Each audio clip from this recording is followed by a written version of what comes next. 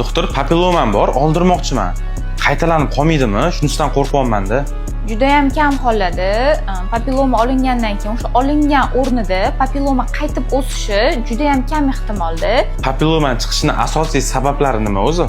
Asosiy sabablari bu inson papilloma virusi, ya'ni virus papilloma человека, keyingilari doimiy stress, charchoq, gormonal o'zgarishlar, qandli diabet, yosh o'tishi va hokazo shunga o'xshagan sabablardan kelib chiqishi ko'proq kuzatilgan. O'zi terining qaysi qismida ko'proq chiqadi papillomalar? Terining bukiluvchan va ishqalanuvchan qismlarida ko'proq uchraydi. Yuz qismida, bo'yin qismlarida, qo'ltiq ostida, qorin tagida, ayollarda ko'krak sohasida, ko'krakning tagida ko'proq uchrab turadi. Papillomalardan xalos bo'lish uchun nima muolajalar bor? Bizda hozirda eng effektivniy va asoratsiz muolajamiz CO2 lazerida udalение qilib beramiz, ya'ni CO2 lazerida o'sha papillomalardan tez va oson xalos qilib beramiz.